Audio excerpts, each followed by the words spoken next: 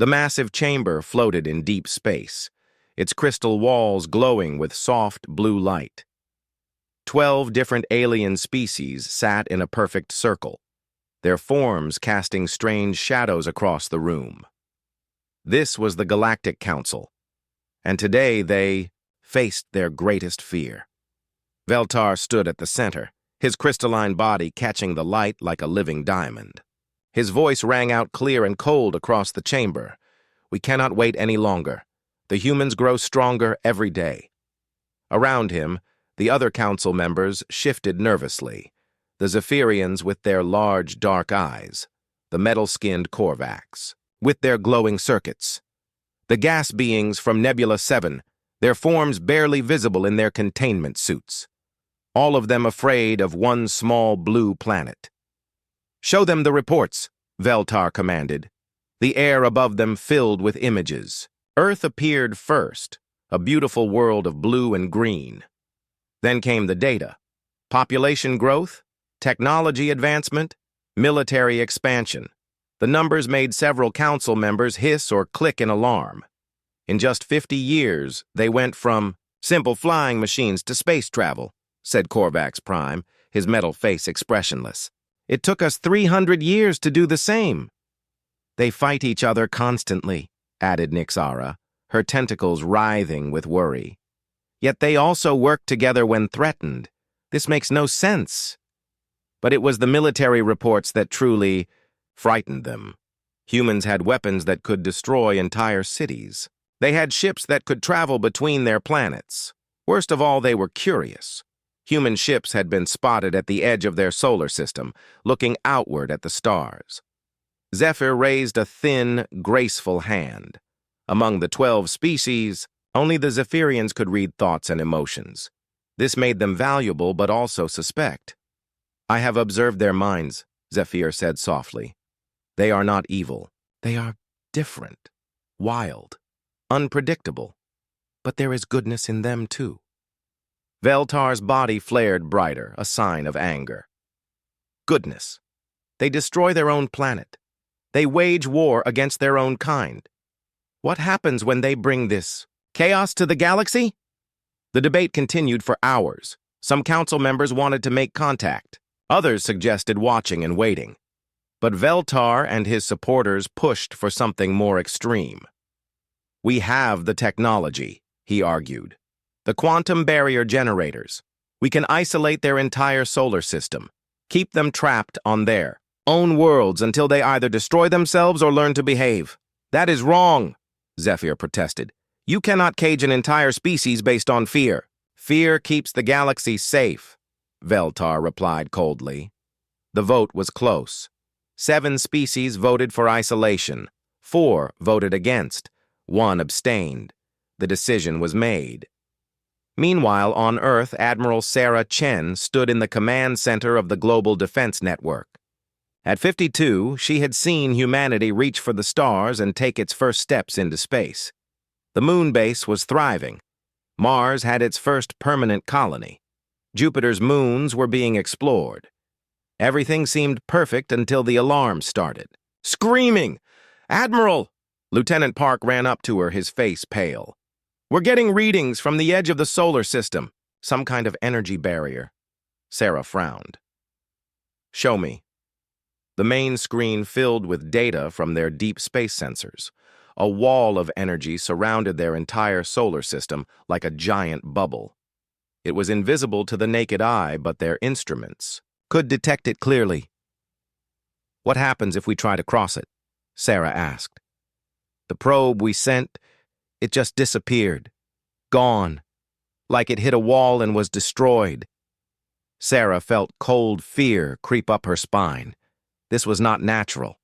Someone or something had built this barrier. Someone had trapped them. Over the next few days, more tests confirmed their worst fears. The barrier was solid. Nothing could get through it from either direction. Earth's growing space program was suddenly cut off from the galaxy beyond. The news spread quickly across Earth. Panic filled the streets. Religious groups claimed it was the end times. Scientists worked day and night trying to understand what had happened. In the United Nations building, emergency meetings ran around the clock. President Maria Santos of the American Federation sat across from Chancellor Li Wei of the Asian Alliance and Prime Minister Okafor of the African Union. "We need answers," Santos said firmly. "Our people are scared." "The barrier is artificial," reported Dr. Kenji Nakamura, Earth's top physicist. "Someone built this to keep us in.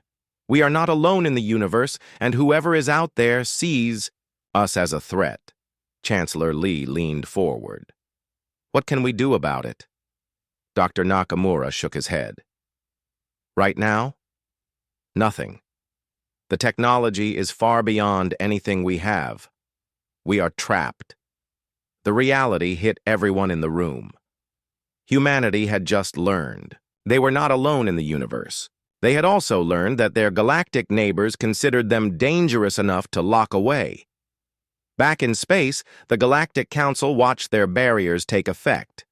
Monitoring stations around the Sol system confirmed that the humans were trapped. Their ships could no longer leave their solar system. Their radio signals were blocked.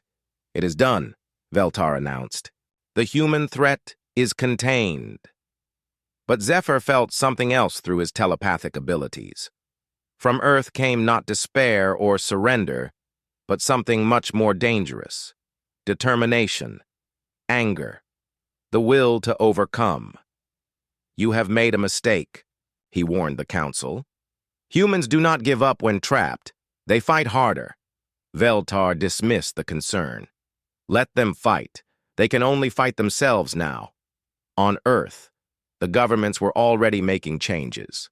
The old rivalries between nations began to fade. When faced with a common threat from outside, humanity did what it had always done in its darkest moments. They came together. "We need a unified response," President Santos announced to the world. "This is not about America or China or any single country. This is about the survival of our species." The unified Earth government was formed in just 6 months. Resources were pooled. The best minds from every nation were brought together. Military forces were combined. For the first time in human history, Earth truly spoke with one voice. Admiral Sarah Chen found herself promoted to head of the new Earth Defense Force. Her first priority was simple but ambitious: find a way through the barrier. "We don't know who did this or why," she told her staff, "but we know one thing for certain: they underestimated us. Humans have never accepted being caged." Dr. Nakamura was given unlimited resources to study the barrier. Scientists from around the world joined his team. They worked with a focus and intensity that amazed even themselves. Meanwhile, in space, the alien monitoring stations sent regular reports to the Council. The humans were adapting. Their technology was advancing rapidly. Unity was replacing division on Earth. Zephyr read these reports with growing concern. He tried to warn the Council, but they were confident in their solution. "Let them advance," Veltar said smugly. "They are still trapped. What can they do to us from inside their cage?" It was a question that would soon have a very dangerous answer. The Council had successfully isolated Earth, but in doing so, they had given humanity something it had never had before: a single, overwhelming reason to unite and advance. The cage was holding for now. But the thing inside was growing stronger, angrier and more determined with each passing day. The Galactic Council had pulled the trigger on a weapon they did not understand. Soon they would learn what happens when you corner the most stubborn species in the galaxy. 5 years had passed since the barrier appeared around Earth's solar system. The blue planet looked the same from space, but everything had changed below. Admiral Sarah Chen walked through the underground halls of the Global Research Facility in Colorado. The mountain had been hollowed out and turned into humanity's greatest laboratory. Scientists from every nation worked together here, united by a single goal: break the cage. "Show me what we have," Sarah said to Dr. Nakamura as they entered the main lab. The Japanese physicist looked older now, his hair completely gray from years of intense work, but his eyes burned with determination. We've learned much about our prison, he said, pointing to the massive displays covering the walls. The barrier uses quantum field manipulation. It's incredibly advanced, but we're beginning to understand it. Sarah studied the complex diagrams. Can we break through? Not yet, but we've made breakthroughs in other areas. Dr. Nakamura led her to a sealed chamber where a strange metal object floated in the air. Artificial gravity manipulation. We cracked it last month. Sarah's eyes widened. Before the barrier, humanity had barely reached Mars. Now they were manipulating gravity itself. The isolation forced us to look inward, Dr. Nakamura explained. We couldn't expand outward, so we expanded our knowledge instead. We've advanced faster in 5 years than we did in the previous 50. This was true across all of Earth. The unified government had poured resources into science and technology like never before. Old secrets were shared between nations. Competition became cooperation. The result was a burst of innovation that surprised even the humans themselves. In orbit around Earth, massive construction platforms built new types of ships. These were not the simple rockets of the past. They used the new gravity drives and exotic matter cores. They were designed not just to travel through space, but to build and create once they arrived somewhere. President Maria Santos, now leader of the unified Earth government, stood in the command center watching the construction. Beside her, Admiral Chen pointed to the largest ship taking shape. The generation ships are almost ready, Sarah reported. Each one can carry 50,000 people and enough equipment to build a new civilization. How many? Santos asked. 12 ships, each one heading to a different star system once we find a way through. Santos nodded grimly. The plan was simple but ambitious. When the barrier fell, humanity would not just escape. They would explode outward to dozens of worlds simultaneously. Never again would they be vulnerable to isolation. But the ships were just part of humanity's response. The real surprise was hidden in asteroid mining stations throughout the solar system. Automated factories worked day and night, building things that would have seemed like magic just years earlier. Unknown to Earth's population, some of these factories were building weapons. Not crude missiles or bombs, but devices that used the same exotic physics humanity had been forced to master. If whoever had caged them wanted a fight, humanity would be ready. Far away in the crystal chambers of the Galactic Council, the mood was very different. The humans have gone quiet, reported Nixara, her tentacles twitching nervously.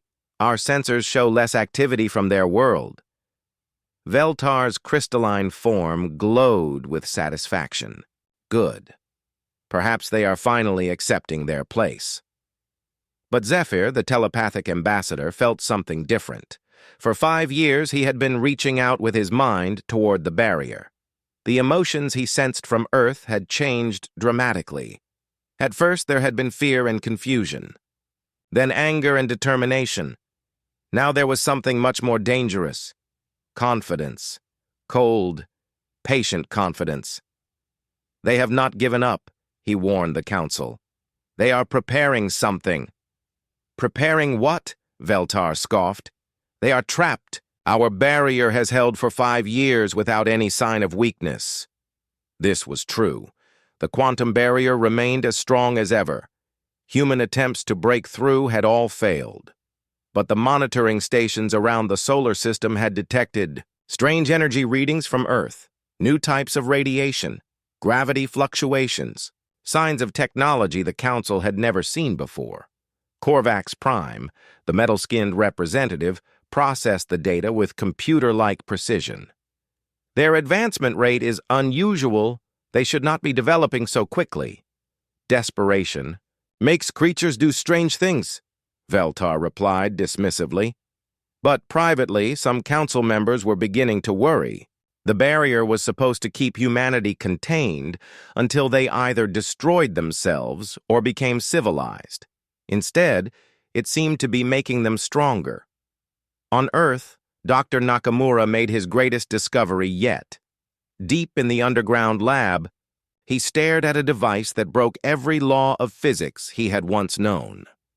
"We call it quantum tunneling," he explained to Admiral Chen. "We can create small holes in space-time itself, not big enough for ships yet, but big enough for information." Sarah leaned forward. "Information? We've been mapping what's on the other side of the barrier. There's a whole galaxy out there, Sarah, thousands of civilizations, and we know where they are." The implications hit her like a lightning bolt. Humanity had been working blind, trying to break a barrier they didn't understand. But now they could see their captors. They could plan. "How much do we know?" she asked. Dr. Nakamura activated a holographic display. The galaxy appeared above them, with thousands of points of light marking inhabited systems. "We know the location of 12 major civilizations. We know their trade routes. We know which systems are heavily defended and which are not." He paused. "We also know they think we're still blind." Sarah smiled grimly. "Let them keep thinking that." The quantum tunneling technology allowed more than just observation. It allowed preparation. While the Council believed humanity was trapped and helpless, Earth's scientists were laying the groundwork for what would come next. Automated probes the size of marbles slipped through tiny quantum holes and spread throughout the galaxy. They were too small to be detected, but they carried advanced sensors and communication equipment. Slowly, carefully, humanity was building a spy network that spanned hundreds of light years. The probes discovered something important. Humanity was not the only species the Council had isolated. There were others, locked away on distant worlds, kept separate from galactic civilization. Some had been imprisoned for centuries. "We're not their only prisoners," Admiral Chen reported to President Santos. "There are at least 6 other species under similar barriers." This changed everything. When the time came to break free, humanity would not be alone. There would be allies among the stars, other species with their own reasons to hate the Council. As Earth's 6th year of isolation began, the automated factories in the asteroid belt completed their secret projects. Massive devices that could manipulate space-time itself. Weapons that could turn a star into a bomb. Ships that could cross the galaxy in weeks instead of years. But perhaps most important were the manufacturing platforms. When humanity finally broke free, they would not just spread to a few worlds. They would build an industrial empire that could span the galaxy in decades. Dr. Nakamura stood before the quantum barrier generator they had finally built. It was smaller than the alien version, but much more sophisticated. "Are you certain this will work?" Admiral Chen asked. "The mathematics are perfect," he replied. "When we activate this, it won't just make a hole in their barrier.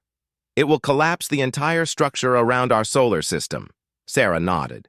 "And then we show them what happens when you cage humanity for 6 years and force us to get creative."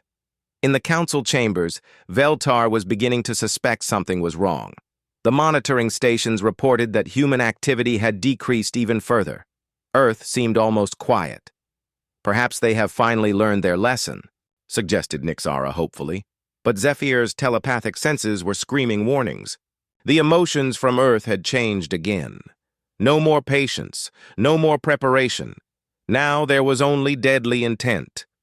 "They are coming," he whispered, but none of the other council members listened. The cage had held for 6 years, but the thing inside had used every moment to grow stronger, smarter, and more dangerous. Soon, the Galactic Council would learn that when you trap humanity, you don't create a prisoner. You create a weapon. The alarms in the Galactic Council monitoring station began screaming at exactly 14:32 Galactic Standard Time. Senior Observer Crixtal rushed to his instruments, his 6 eyes wide with shock.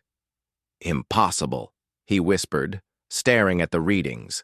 The barrier around the Sol system was fluctuating wildly. Energy spikes unlike anything he had ever seen were rippling through the quantum field. "Report!" commanded his supervisor through the communication link. "The barrier is destabilizing," Crixtal replied, his voice shaking. "The humans, they're doing something." On Earth, Dr. Nakamura stood before the massive quantum field generator deep beneath the Colorado mountains. Around him, hundreds of scientists and technicians waited for his signal. Admiral Sarah Chen watched from the observation. "Deck above. All stations report ready," came the voice over the intercom. Nakamura looked up at Sarah and nodded. She had waited 6 years for this moment. They all had. "Do it," she said simply. Nakamura's hand moved to the activation switch. "For humanity," he said, and pressed the button. The effect was immediate and catastrophic.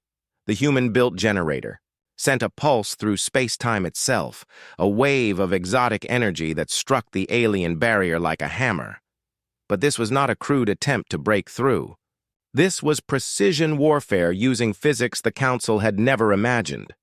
At 17 different points around the solar system, the barrier began to crack. The quantum field that had held for 6 years started to collapse in on itself. In the Council chambers, emergency alerts were flooding in from across the galaxy. Veltar's crystalline form blazed with alarm as he processed the reports. "The soul barrier is failing," announced Korvax Prime, his metal face showing something that might have been fear. "Multiple breach points detected." "How?" demanded Veltar. "Their technology was centuries behind ours." Zephyr stood slowly, his graceful form trembling. "I tried to warn you. You gave them 6 years to grow, 6 years to prepare, 6 years to become angry." On Earth, Admiral Chen watched as the first human ships passed through the collapsing barrier. But these were not the crude vessels that had been trapped 6 years ago. These were machines of war and industry that would have been impossible before the isolation. The first ships through were scouts, small and fast. They spread out across nearby star systems, their quantum sensors mapping everything within 50 light-years of Earth. Behind them came the generation ships, each one a city. In space, carrying 50,000 colonists and enough equipment to build a new world. But the real surprise came last. Massive automated platforms emerged from the solar system, each one the size of a small moon. These were not carrying people. They were carrying factories. In a matter of weeks, they would reach empty star systems and begin building the infrastructure for a human empire. The collapse of the barrier sent shockwaves across the galaxy. Every species with quantum sensors detected the massive energy release. Some felt fear. Others felt hope. The humans were free. In the Council monitoring station, Senior Observer Crixtal watched in horror as human ships spread across the galaxy like a virus. But the most frightening thing was their technology, ships that could bend space-time, gravity generators that could crush a planet, weapons that used exotic matter to tear holes in reality itself. "Where did they learn to build these things?" he asked in terror. The answer was simple but horrifying. Desperation. When humanity realized they were prisoners, they had done what they always did when trapped.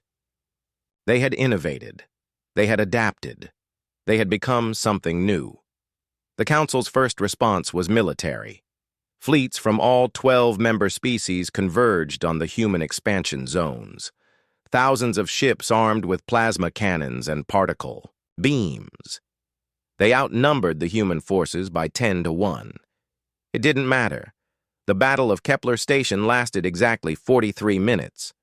The Council fleet approached expecting to face primitive human technology. Instead, they found ships that could appear and disappear at will using quantum tunneling, weapons that could turn their own armor into explosives, gravity fields that crushed entire squadrons like insects. When the battle ended, only a handful of Council ships remained.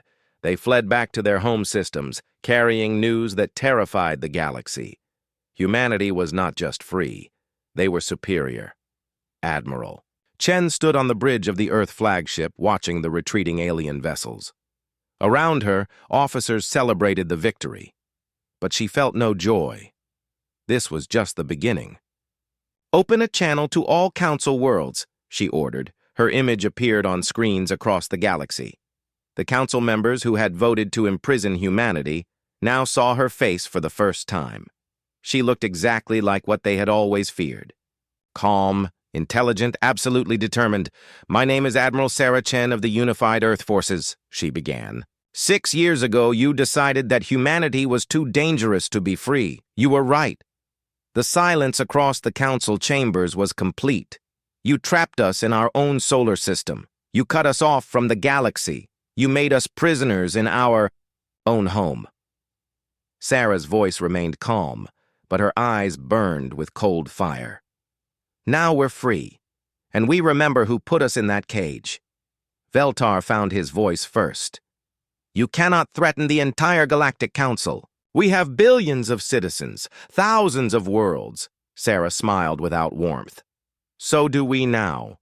The truth of her words was already becoming clear. Human ships were arriving at star systems across the galaxy, not to conquer them, but to claim the empty ones. The automated platforms were building factories and shipyards at incredible speed. In just days, humanity had gone from a single world to an empire spanning hundreds of systems. But the most shocking revelation was still to come. Dr. Nakamura's quantum tunneling technology had allowed humanity to do more than just spy on the galaxy. It had allowed them to make contact with other imprisoned species. "We're not your only prisoners," Sarah continued. "The Andromedans you trapped 300 years ago. The crystal beings you isolated on Rigel. The energy creatures you locked in the Veil Nebula. They all remember you too." Across the galaxy, ancient barriers began to collapse. Species that had been imprisoned for centuries were suddenly free, and they were all very, very angry with the Galactic Council. Nixara's tentacles writhed in terror. "This is impossible. Our barriers were perfect. They couldn't have broken them all." "Your barriers were perfect against the technology you knew," Sarah replied. "But we had 6 years to develop something new, 6 years to get creative, 6 years to prepare for this moment." The reality was hitting the council members like a physical blow. They had created their own worst nightmare. By isolating humanity, they had forced the species to advance far beyond its natural timeline. By trapping them, they had given them time to plan. By making them prisoners, they had made them into conquerors. Korvax Prime processed the tactical data with mechanical precision. Current human expansion rate suggests they will control 30% of the galaxy within one solar cycle. How? "Do we stop them?" demanded Veltar. Sarah's smile grew wider. "You don't." The communication ended, leaving the council in stunned silence. Around them, their galaxy was transforming. Human ships appeared in new systems every day. Their automated factories were building infrastructure at impossible speeds. Species that had been council allies for millennia were now switching sides, eager to trade with the humans for their advanced technology. But perhaps most frightening of all was the realization that this was all planned. Humanity had not broken free in a moment of desperation. They had waited until they were ready. They had prepared every detail. They had turned their imprisonment into the greatest strategic advantage in galactic history. Zephyr stood alone in his private chambers, reaching out with his telepathic abilities toward the expanding human empire. The emotions he sensed were no longer angry or desperate. They were confident, determined, and absolutely merciless toward those who had wronged them. The Galactic Council had pulled the trigger on themselves. They had created humanity's golden age by trying to prevent it. Now they would face the consequences of their fear. In space around Earth, the final human fleets were launching. These were not colony ships or factory platforms. These were the warships, built with 6 years of advanced technology and burning with 6 years of accumulated rage. Cage was not just broken, it was gone completely, and the thing inside was coming for its captors. 18 months had passed since humanity broke free from their prison. The galaxy was no longer recognizable. Veltar stood in what remained of the council chambers, his crystalline form dim with despair. Around him, only 4 of the original, 12 species still attended the meetings. The others had either surrendered to humanity or been absorbed into what the humans called their confederation. "Report on the Rigel system," he demanded, though he already knew the answer would be terrible. "Lost," replied Korvax Prime, his metal body showing signs of wear and damage. "The humans established 17 industrial platforms there in just 3 weeks. Our fleet couldn't stop them." Veltar felt his inner light flicker. The Rigel system had been one of their strongest military bases. If the humans could take it so easily, nowhere was safe. The truth was even worse than he knew. Humanity had not just expanded across the galaxy. They had transformed it. Their automated factories worked at speeds that seemed impossible. Their ships appeared and disappeared using quantum technology that made traditional warfare obsolete. Worst of all, their adaptive intelligence meant they learned from every battle, becoming stronger with each victory. Admiral Sarah Chen stood on the command deck of her flagship, watching the tactical display that showed the current state of the galaxy. Green dots marked human-controlled systems. They now outnumbered the red dots of Council territory by almost 3-1. "Status report," she ordered. Commander Park, now promoted to her Chief of Staff, consulted his data pad. "The manufacturing platforms in the Centauri cluster are ahead of schedule.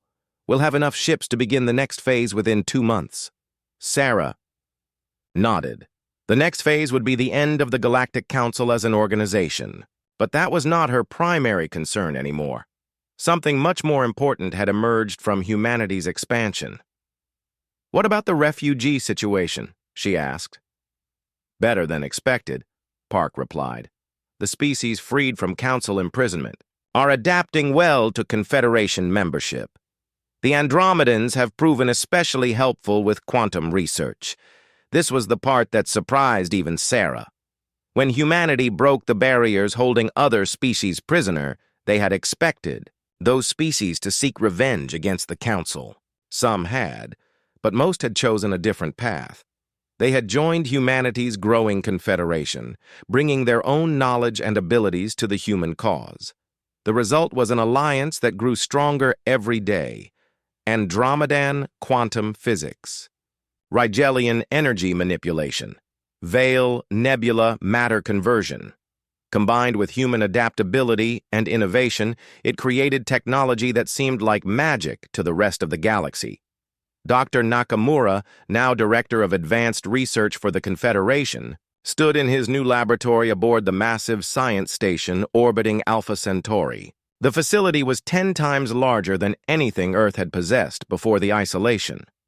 "The phase drive is working perfectly," he reported to Sarah via quantum communication. "We can now move entire fleets across the galaxy in minutes instead of months." This was the technology that truly terrified the Council. Human ships could now appear anywhere without warning. Their enemies had no way to predict where the next attack would come from. But warfare was becoming less important every day. The Council's real problem was economic collapse. On Korvax Prime, the metal-skinned species faced a crisis that threatened their very existence. For thousands of years, they had been the galaxy's premier manufacturers. Their precision engineering and tireless work had made them wealthy beyond measure. Now, human automated factories could produce better goods in a fraction of the time. Korvax manufacturing had become obsolete almost overnight. Similar disasters struck across Council space. The crystal beings of Veltar's world had been master information processors, but human quantum computers made them irrelevant. The gas creatures of Nebula 7 had controlled transportation through space, but human phase drives eliminated the need for their services. One by one, Council member species began to face the choice between economic destruction or surrender to the human confederation. The Zephyrians were among the first to switch sides. Zephyr himself met with Admiral Chen on neutral ground, his graceful form trembling with emotion. "I tried to warn them," he said, his telepathic abilities picking up Sarah's thoughts. "I felt what was building in human minds during the imprisonment. But they wouldn't listen." Sarah studied the alien diplomat. Why help us now? Because I can read your intentions, Zephyr replied. You're not conquerors seeking to enslave the HFY galaxy. You're builders trying to create something better than what came before. This was true, though even Sarah was surprised by how events had unfolded. Humanity had broken free, seeking revenge against their captors. But as they spread across the stars, they discovered something unexpected. Most galactic species had suffered, under council rule in one way or another. The council claimed to maintain peace and order, but their version of peace meant stagnation. No species was allowed to advance too quickly or grow too powerful. Innovation was discouraged, expansion was controlled. The galaxy had been trapped in a static state for millennia. Humanity changed everything. Their rapid advancement and expansion showed other species what was possible. Their technology offered solutions to problems that had existed for centuries. Their governance model provided representation rather than authoritarian control. Within months, the Human Confederation was attracting not just imprisoned species seeking freedom, but council members seeking opportunity. The crystalline beings were the next to defect. Veltar's own people abandoned him in favor of human quantum computing research. The metal Korvax followed soon after, integrating their manufacturing expertise with human innovation.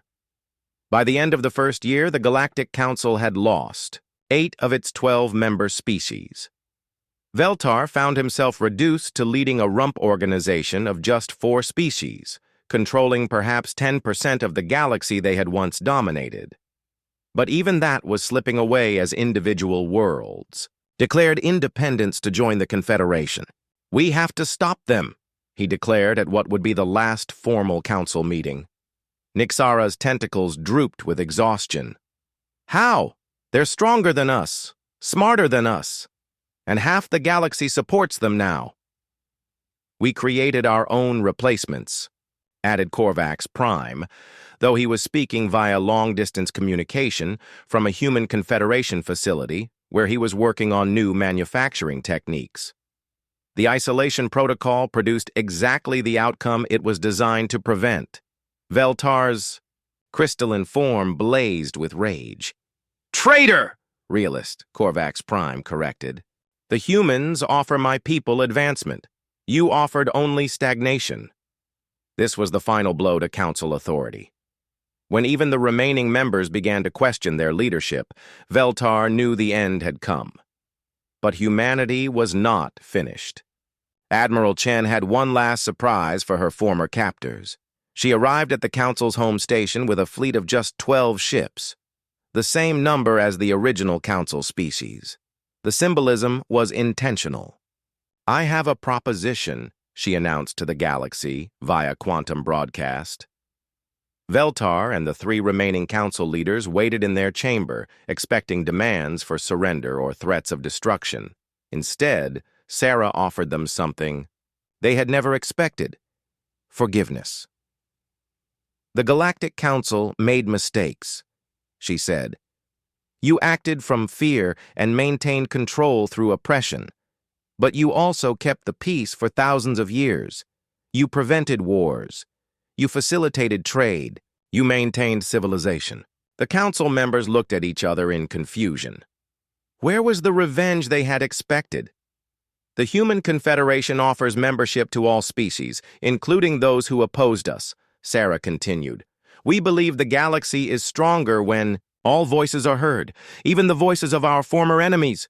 Veltar's crystalline form flickered with disbelief. You would trust us? After what we did to you? Sarah's expression remained calm. We learned something during our imprisonment. Isolation breeds fear and hatred. Connection breeds understanding and growth. We won't make your mistakes. The offer divided the remaining council members. Some, like Nixara, were ready to accept human leadership. Others, like Veltar, saw it as a trap or humiliation. But the choice was ultimately taken out of their hands. Individual worlds and colonies began, accepting Confederation membership regardless of their government's wishes. Within weeks, The last holdout species found their populations voting to join humanity's growing alliance. The Galactic Council officially dissolved itself on a quiet Tuesday morning, standard galactic time. 12,000 years of authoritarian rule ended not with a bang, but with a simple document transferring authority to the Human Confederation. Veltar himself was among the last to sign, his hand shaking as he placed his mark on the surrender documents. "Why?" he asked Admiral Chen, as they stood alone in the former council chambers. "Why show mercy to those who imprisoned you?" Sarah looked out at the stars visible through the crystal walls. Ships from dozens of species moved freely through space, working together on projects that would have been impossible under council rule. "Because," she said simply, "someone has to break the cycle." The galaxy had changed completely. The old order of fear and control was gone, replaced by cooperation and advancement.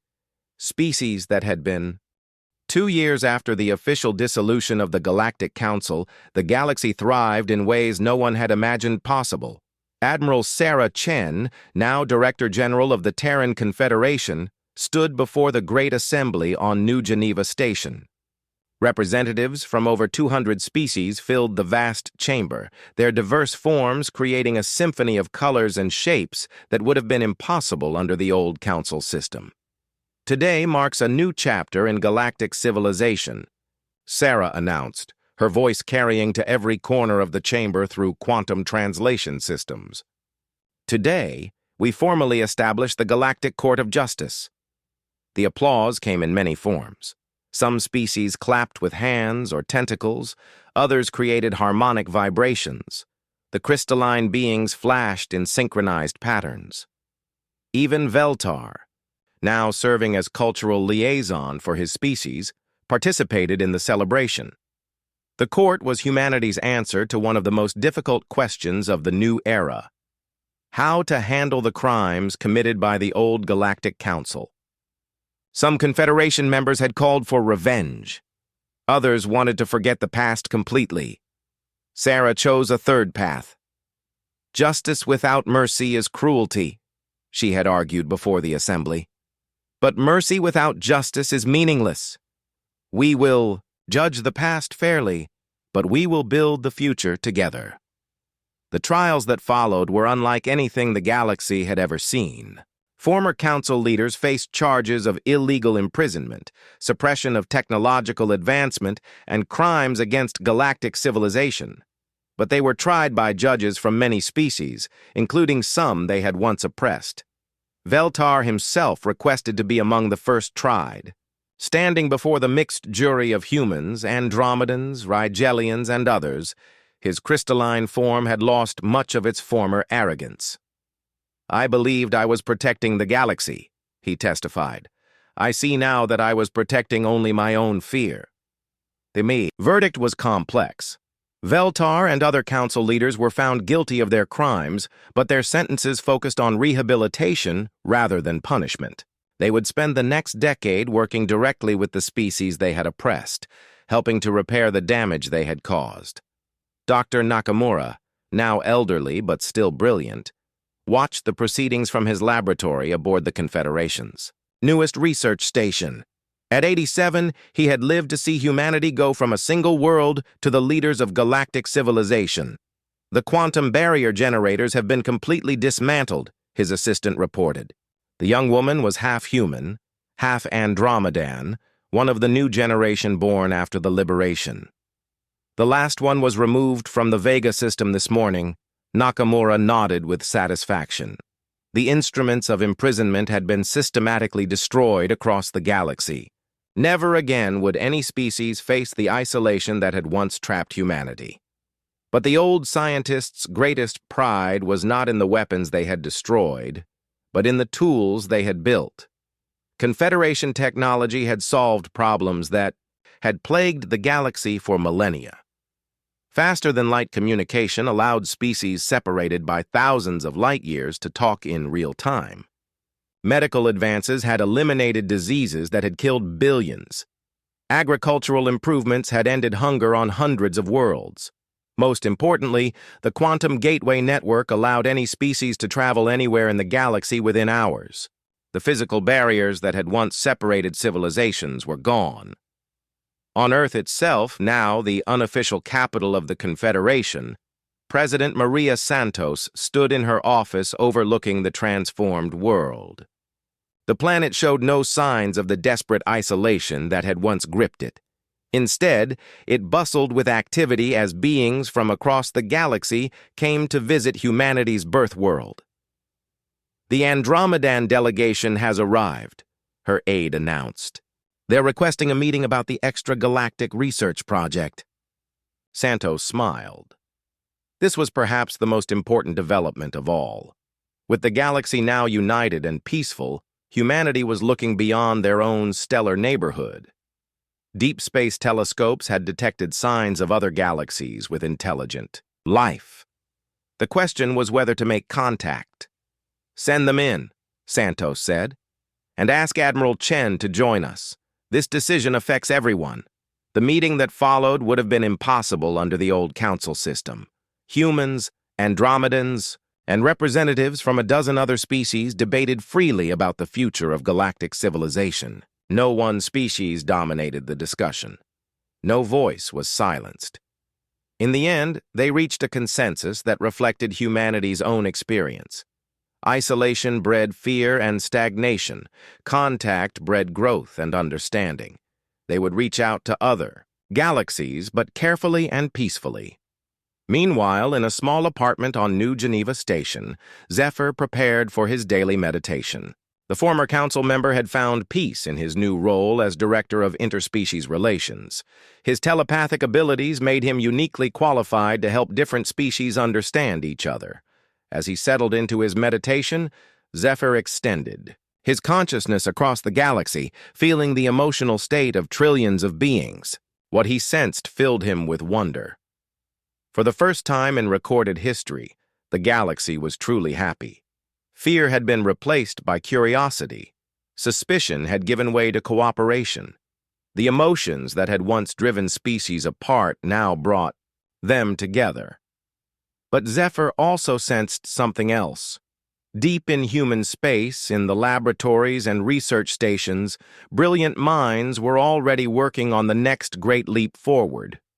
Humanity's imprisonment had taught them to always look ahead, to always prepare for the future. Admiral Chen herself was one of those minds. Now in her 70s, she spent her days not on military matters, but on exploration and discovery. The Confederation Defense Force existed mainly to protect against natural disasters and accidents. There were no more wars to fight. "The long-range sensors have detected something interesting," her science officer reported during their weekly briefing.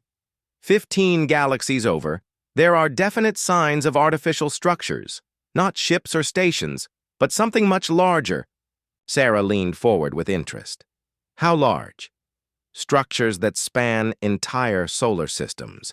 We think they might be Dyson spheres, civilizations that have learned to harvest the entire energy output of their stars."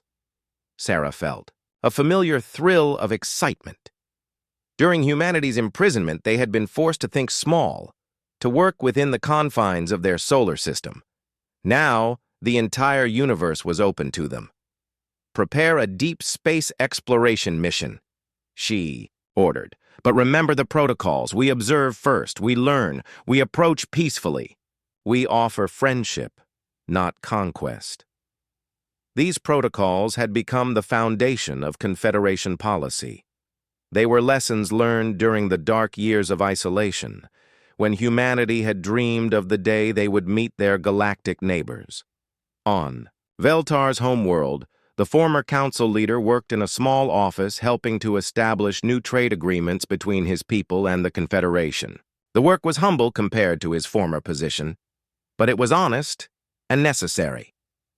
"The quantum resonance crystals are selling well," his assistant reported.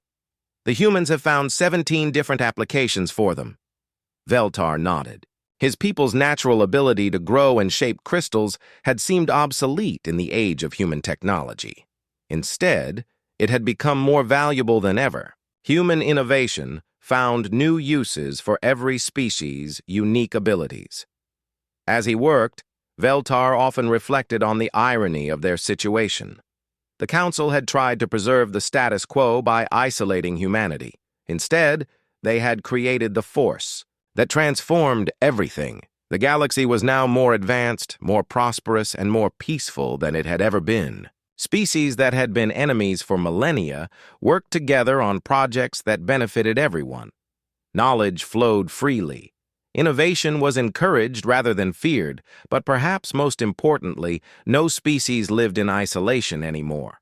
The barriers that had once divided the galaxy were gone, replaced by connections that grew stronger every day. As evening came to New Geneva Station, Sarah Chen stood in her private quarters looking out at the stars. Ships from hundreds of worlds moved through the space around the station, their crews working together on missions that spanned the galaxy. Her personal communicator chimed with a message from Earth. Dr. Nakamura's team had achieved another breakthrough. They had successfully tested a communication system that could reach other galaxies. First contact with extra-galactic civilizations was no longer a distant dream, but an approaching reality. Sarah smiled as she remembered the desperate days when humanity had been trapped behind the quantum barrier. They had felt so alone then, so cut off from the galaxy around them. Now they were part of a community that included trillions of beings across thousands of worlds. The Galactic Council had tried to isolate Earth because they feared what humanity might become. In the end, they had been right to fear it. Humanity had become the force that ended their authoritarian rule and transformed galactic civilization. But they had been wrong about what that transformation would bring. Instead of chaos and conquest, humanity had brought unity and progress. Instead of war and destruction, they had brought peace and prosperity. The galaxy was no longer divided into fearful, isolated species guarding their secrets from each other. It was a unified community of diverse beings working together toward a common future.